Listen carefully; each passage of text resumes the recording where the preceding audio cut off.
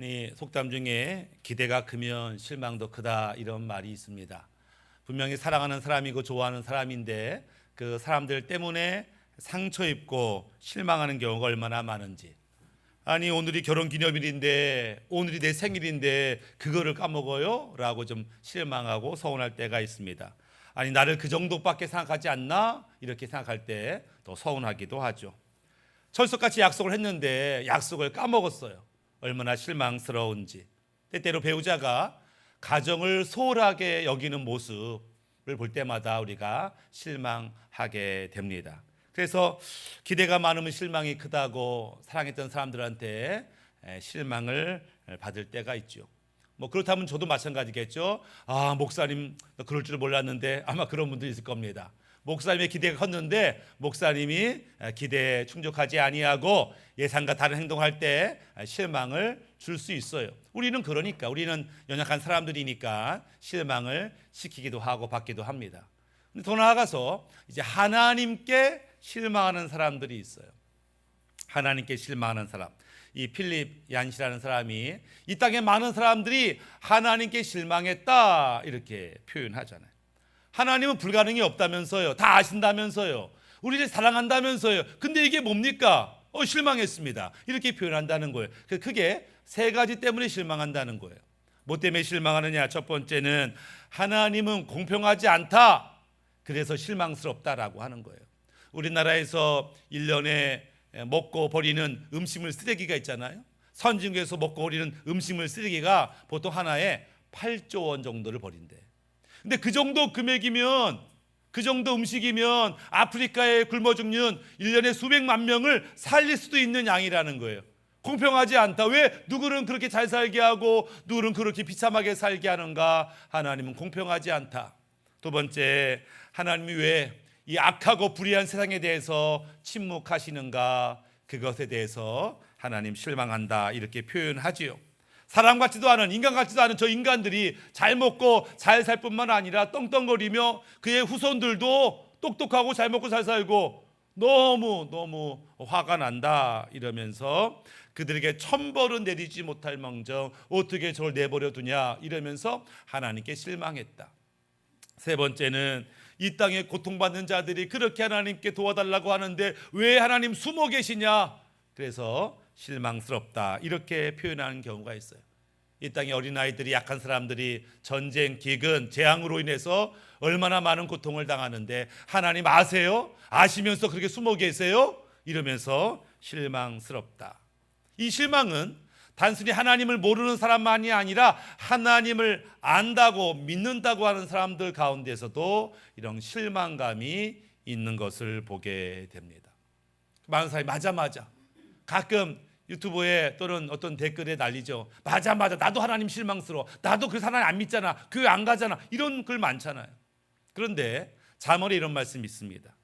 잠언성 18장 17절에 송사에서는 먼저 온 사람의 말이 바른 것 같으나 그 상대자가 와서 밝히느니라. 이게 무슨 말이냐면 누가 한 사람 얘기를 들었을 때는 야, 너 억울하겠다. 너 속상하겠다. 어떻게 그렇게 못된 인간 다 있냐? 이렇게 이제 하지만 상대편이 와서 얘기를 들어보면 이게 내가 들은 거와 다르네. 이런 경우가 얼마나 많은지. 이 사람 말을 들을 땐 얘가 옳은 것 같아. 저 인간이 못된 것 같아. 근데 저 사람 말을 들으면 상황이 바뀌어요. 야, 네가 더 많이 잘못한 것 같은데?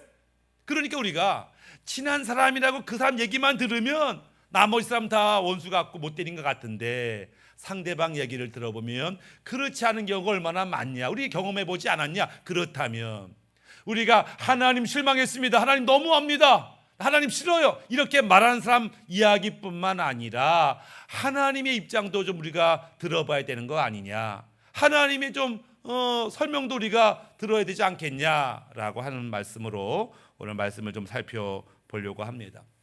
왜냐하면 이스라엘 백성이 하나님께 원망, 불평, 실망했단 말을 너무나 많이 하는 거예요. 그래서 그 원망, 불평과 실망이 합당한가를 좀 살펴보려고 합니다. 구약 성경의 마지막 말라기서의 1장 2절 여호와께서 이르시되 내가 너희를 사랑하였노라 하나 너희는 이르기를 주께서 어떻게 우리를 사랑하셨나이까 하는도다. 하나님이 이스라엘을 내가 너희를 엄청 사랑했지. 너를 선택했고 불러냈고 먹이고 입혔고 나라를 세우고 도와줬고 내가 너를 그렇게 사랑했어. 이렇게 이제 말했더니 이스라엘 백성이 언제요? 도대체 하나님이 어떻게 우리를 사랑했다는 거예요? 이해가 안 되네. 이렇게 반응을 보이는 거예요. 하나님은 사랑했다는데 백성은 사랑받은 적이 없다는 거예요. 아니 우리가 하나님 백성으로 살면서 좋은 게 뭐예요? 맨날 회개하라고 하고 뭐 순종하라고 하고 그렇다고 우리가 부자 된 것도 아니고 도대체 뭐가 이익인데요? 하면서 하나님께 지금 불만을 토로하는 장면이다. 왜 이렇게 불만을 얘기하는가 하면은 이스라엘 백성이 원하는 진짜 소원을 안 들어준다는 거예요. 하나님 내 소원 알잖아요. 저 부자 되고 싶어요. 아내 3명 갖고 싶어요. 나 대통령 되고 싶다니까요. 왜 그거 안 들어줘요? 이러면서 자기 진짜 소원을 안 들어주고 맨날 거룩하게 살라고 하고 뭐 순종하라고 하고 싫다 이렇게 표현하는 거죠. 내가 하나님 백성 아닙니까? 그러면 나 잘되게 해야지. 왜 나한테 혼내래요? 왜 나를 왜 때려요? 나를 왜 아프게 해요? 이러면서 하나님께 원망 불평. 제사 드렸잖아요. 헌금 드렸잖아요. 도대체 뭐가 문제예요? 왜 내 기도 안 들어줘요? 이렇게 따지는 백성들의 모습을 보게 되죠. 이런 구약적 백성의 모습이 신약에 와서도 이어집니다. 마태복음 7장 22절 이하를 보면 그날에 많은 사람이 나더리로되 주여 주여 우리가 주의 이름으로 선지자 노릇하며 주의 이름으로 귀신을 쫓아내며 주의 이름으로 많은 권능을 행하지 아니하였나이까리니 그때 내가 저에게 밝히 말하되 내가 너희를 도무지 알지 못하니 불법을 행하는 자들아 내게서 떠나가라. 지금 뭐라고 말하냐면 예수님 우리 몰라요? 우리가요 귀신하고 싸워서 귀신을 이겼어요. 병을 고쳤다니까요. 예수 이름으로 말씀도 선포했다니까요. 근데 우리를 몰라요? 왜요? 이해가 안 되는 거예요. 분명히 신앙생활 열심히 한 것 같은데 이만하면 훌륭한 것 같은데 왜 하나님은 나를 모른다고 하고 나를 책망하실까? 왜 그럴까? 지금 백성과 하나님 마음이 맞지가 않더라. 다시 말해서 백성들이 하나님에 대해서 오해하고 있는 거예요. 뭘 오해하고 있냐면은 하나님은 나의 하나님, 우리의 하나님이라는 거예요. 틀린 말은 아니지만 나만의 하나님, 우리만의 하나님은 아닌 거예요. 이스라엘 백성의 하나님이 맞지만 동시에 모든 민족의 하나님이기도 하죠. 하나님 이스라엘 백성을 사랑하기도 하지만 다른 민족도 사랑하죠. 이스라엘 백성이 구원받기 원하지만 다른 민족도 구원받기 원해요. 근데 이스라엘 백성은 그걸 이해 못하는 거죠. 다른 신들은 모압의 신, 암몬의 신은 자기 신이 자기를 사랑한다는데 그 고대 관념에 뭐가 있냐면 한 민족이 생겼다라는 것은 그 민족을 보호하는 신이 있다는 거예요. 신이 세면 그 민족은 커져요. 신이 약하면 그 민족은 클 수가 없어. 한 민족이 멸망했다 그러면 그 섬기는 신이 죽었다 이런 뜻이에요. 근데 우리 하나님이 그렇게 능력이 많으시다면서요. 그럼 우리가 최강국이 돼야 되고 부흥성장해야 되고 이래야 되는데 어떻게 이렇게 고난이 있고 어려움이 있고 침략이 있고 이러면서 우리 하나님 이상하다 이렇게 발언하는 것을 보게 됩니다. 마치 알라딘의 요술램프처럼 지니한테 뭘 빌면 무조건 응답받는 그런 신으로 착각을 하고 있는 거죠. 근데 하나님께서 말씀하시는 것을 듣지도 않고 하나님 마음은 알지도 못한 채 하나님 계획에는 관심도 없으면서 그저 내 욕심만 챙기는 이스라엘 백성과 하나님이 늘 다퉈요. 그러지 말라, 돌아와라, 회개하라 말씀 주시는데 도저히 마음이 안 맞아. 결국 하나님과 이스라엘 백성이 결별 헤어지게 되었습니다. 예레미야 3장 8절에 내게 패역한 이스라엘이 간음을 행하였으므로 내가 그를 내어 쫓고 이혼소까지 주었으되 그 패역한 자미 유다가 두려워 아니하고 자기도 가서 행음함을 내가 보았노라. 그러니까 하나님과 이스라엘 백성을 남편과 아내로 표현했어요. 그러니까 남편이 아내를 사랑하듯 아내가 남편을 사랑하듯 그런 관계가 되기를 원했지만 아내였던 이스라엘 백성이 음행하는 거예요. 딴 신을 섬겨, 딴 신의 말을 들어. 그러니까 하나님이 화가 났어요. 경고하고 돌아오라고 경고했어도 듣지 않고 결국 안 되겠다. 더 이상 같이 못 살겠다. 이혼 증서 써주면서 우리 헤어지자 이렇게 하나님 말씀하는 거예요. 하나님이 헤어지자고 말씀을 지금 하지만 이미 백성들이 하나님이 분노하게끔 하나님이 진노하게끔 그렇게 악을 행하고 악을 저질렀던 것들을 보게 됩니다. 그러면서 하나님이 극도로 화를 내면서 말라기서가 끝납니다. 말라기서의 끝은 뭐냐면 구약의 끝은 하나님이 엄청 화가 났어요. 그러면서 내가 마지막 기회를 한번 준다. 이 마지막 기회마저 너희가 거절하면 너희 가운데 저주와 심판이 있을 것이다. 이게 구약의 마지막 메시지고 말라기의 마지막 메시지예요. 말라기 4장 6절에 그가 아버지의 마음을 자녀에게로 돌이키게 하고 자녀들의 마음을 그들의 아버지에게로 돌이키게 하리라. 돌이키지 아니하면 두렵건대 내가 와서 저주로 그 땅을 칠까 하노라 하시니라. 이러면서 구약이 끝나요. 마지막 기회 한번 줄 건데 그때 돌이키지 않으면 끝장나는 거야 라고 구약이 끝나요. 그리고 신약으로 이어집니다. 신약은 마태복음으로 시작되죠.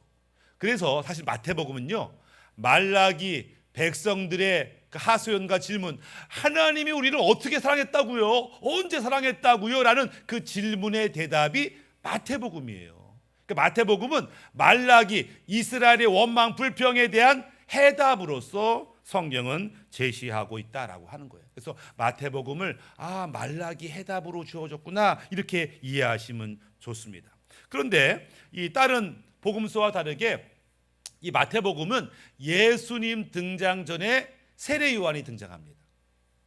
왜 세례 요한이 등장하냐면 말라기에서 예수님이 그렇게 말씀하셨거든요. 말라기 4장 5절에 보라 여호와의 크고 두려운 날이 이르기 전에 내가 선지자 엘리야를 너에게 보내리니 내가 오기 직전에 엘리야를 너한테 보낼 거야. 그가 너희들의 마음을 하나님께로 돌이키게 애쓸 거야. 그의 말을 들어. 그렇지 않으면 내가 다시 와서 너희에게 저주를 재앙을 내릴 거야. 이렇게 말씀했기 때문에 지금 하나님이 다시 온다.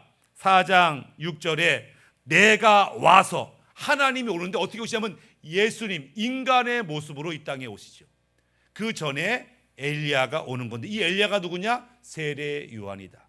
예수님은 엘리야를 가리켜 엘리야의 심정을 가리킨 세례 요한에 대해서 말씀하는 것을 보게 됩니다. 그래서 세례 요한 엘리야의 심정을 가진 그가 와서 회개하라 천국이 가까이 왔다 이렇게 선포하죠. 거꾸로 말하면 만약 지금이라도 회개하지 않으면 영생 천국은 없고 심판 저주가 있어 이렇게 선언하는 것을 보게 됩니다.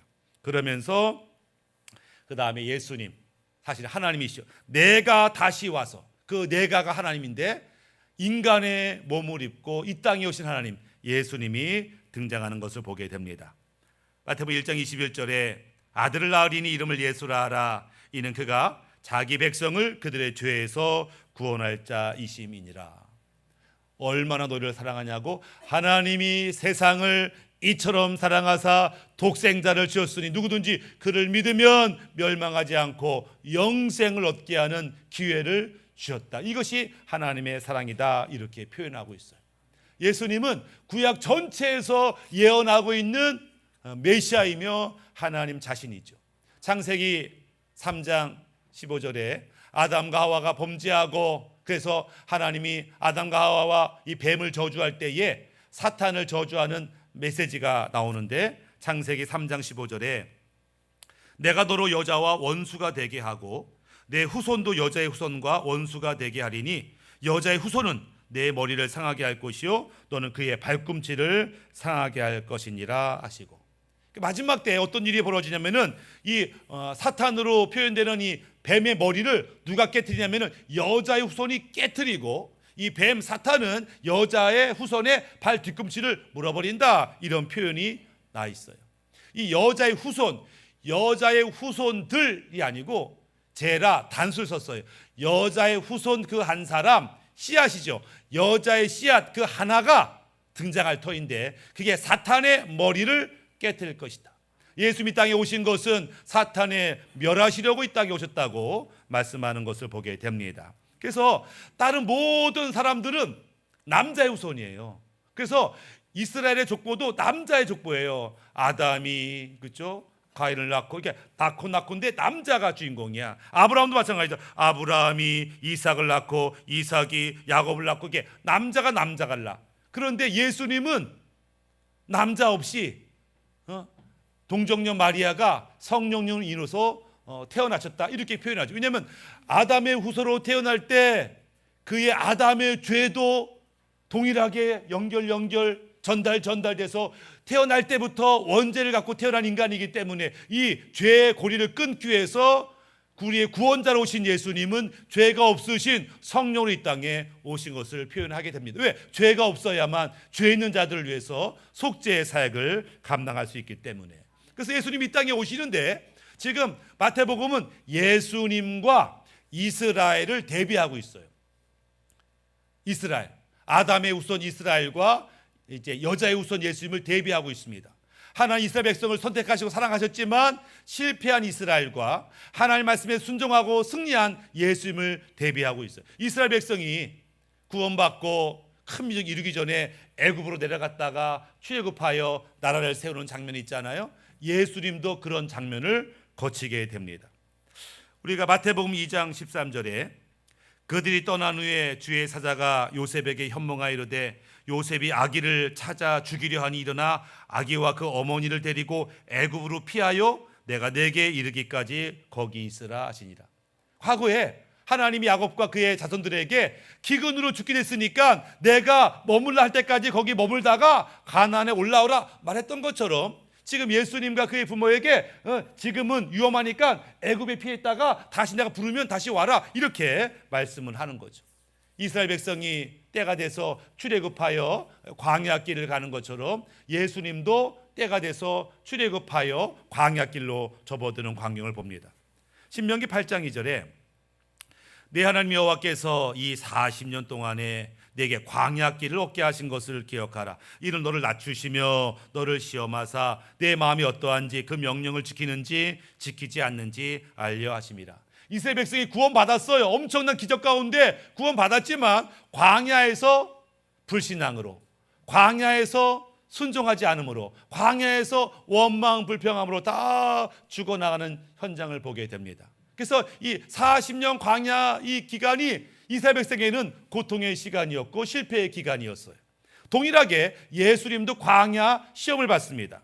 마태복음 4장 1절에 그때 예수께서 성령에게 이끌려 마귀에게 시험을 받으러 광야로 가서 40일을 밤낮으로 금식한 후에 들이신지라. 이스라엘 백성은 40년, 예수님은 40일 광야에서 동일한 시험과 연단을 받았어요. 근데 이스라엘 백성은 실패했지만 예수님은 말씀으로 마귀의 권세를 이겼죠. 순종함으로 이 시험을 이겼다 선언하는 것을 보게 됩니다. 이스라엘 백성이 광야길을 가다가 둘 다 요단강 앞에 왔습니다. 이스라엘 백성이 요단강을 건너가면 되는데 두려운 마음, 전쟁하면 다 죽을 거야 이런 두려운 마음에 순종하지 못했어요. 예수님은 요단강가에 와서 하나님 말씀에 순종했더니 하늘에서 음성이 들렸어요. 이는 내 사랑하는 자여 내 기뻐하는 자라. 동일하게 요단강가에 왔지만 순종하지 못하고 실패한 자와 순종하여 승리한 예수님을 대비하고 있더라라고 하는 거죠. 또 이들이 광야길을 지나 가나안 땅에 들어갔습니다. 젖과 꿀이 흐르는 땅, 축복의 땅 가나안 땅에 왔지만 이스라엘 백성은 가나안에서 말씀대로 믿음대로 살지 못했고 오히려 죄를 지었죠. 예레미야 7장 11절에 내 이름으로 일컫는 이 집이 너의 눈에는 도적의 소굴로 보이느냐? 보라 나 곧 내가 그것을 보았노라 여호와의 말씀이니라. 가나안 땅에 왔어요. 농사를 짓고 막 부유해졌어요. 그런데 그 마음에 하나님 말씀도 없고 하나님께 순종할 마음도 없어요. 악을 행하는 거예요. 지멋대로 막 살아요. 그러다가 문득 이러다가 천벌 받는 거 아니야? 심판 받는 거 아니야? 그러면 늑달같이 성전에 와서 양 한 마리 잡고 잘못했습니다 하고 제사 드리고 또 가서 또 몇 날 며칠 죄를 짓고 불안한데 얼른 가서 제사 드리고 또 죄 짓고 이 성전이 너희가 볼 때는 강도의 아지트냐? 강도의 쉼터냐? 하나님은 거룩한 백성을 만들려고 했는데 이스라엘 백성은 그렇게 살지 못했다라고 하는 것이죠. 예수님께서는 자기가 십자가에 죽으심으로 자기가 성전을 온전히 세우시겠다 이렇게 말씀하시는 것을 보게 됩니다. 누가복음 26장 42절에 십자가 앞에서 내 아버지여 만일 내가 마시지 않고는 이 잔이 내게서 지나갈 수 없거든 아버지 원대로 되기를 원하나이다.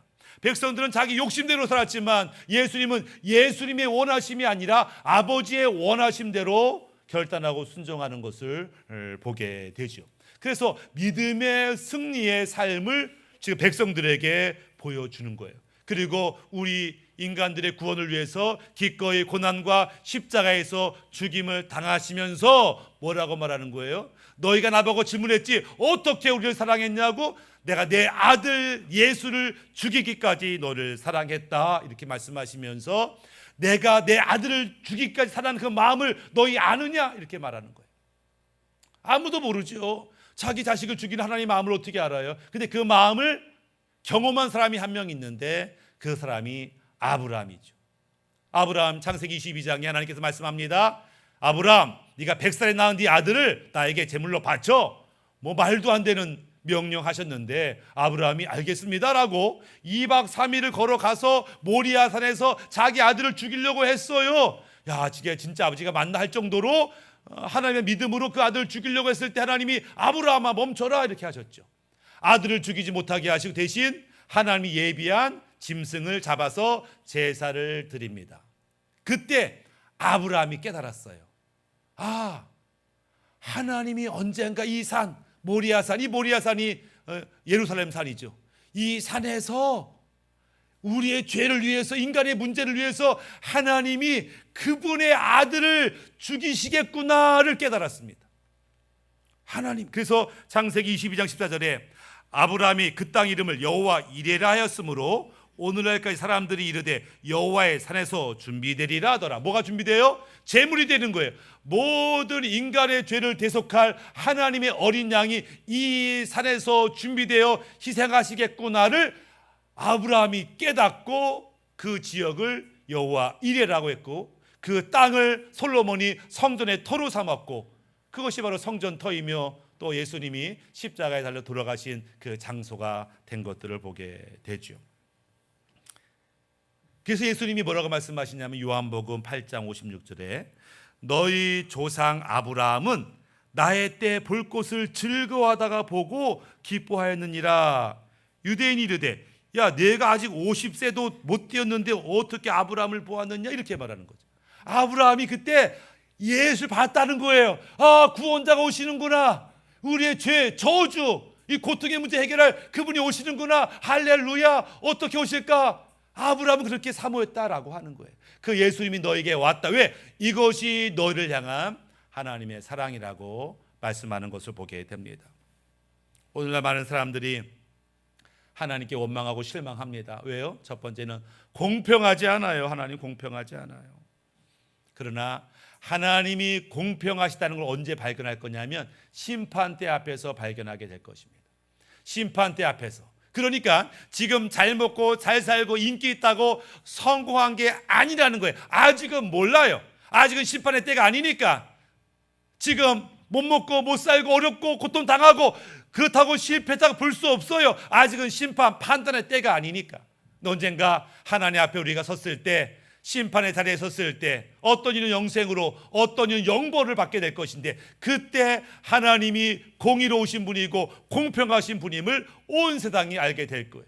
예, 우리는 그때를 준비하는 거죠. 지금 힘들고 어렵고 때문에 원망 불평이 아니라 주님이 아시지, 주님이 보셨지, 주님이 거룩히 살라고 하셨지. 아멘. 그 말씀대로 살아가는 자에게 하나님의 상급을 예배해 놓으셨다라고 하는 거예요. 어떤 이는 불평합니다. 실망합니다. 왜? 하나님이 침묵한다는 거예요. 악한 자 못된 자를 왜 죽이지 아니하시고 내버려 두냐? 아니요. 하나님이 그에게 기회를 주는 겁니다. 회개하라. 천국이 가까이 왔느니라. 아직 기회가 있어. 회개할 기회가 있고 은혜 받을 기회가 있고 구원받을 기회가 있어 라고 하나님이 외치고 계세요. 왜? 그도 구원받아야 되겠으니까. 그도 하나님의 자식이기 때문에 구원받기를 원하시는 하나님의 사랑이 드러나는 거죠. 회개하라는 거예요. 자기를 돌아보고 내가 죄인이면 내가 악인이면 회개하라는 거예요. 회개는 단순히 눈물 흘리면서 카타르시스를 느끼는 그런 감정적 표현이 아니라 회개는 슈브라고 하는 단어를 썼는데 180도를 바꾸다 이런 뜻이에요. 방향을 바꾸다는 것이죠.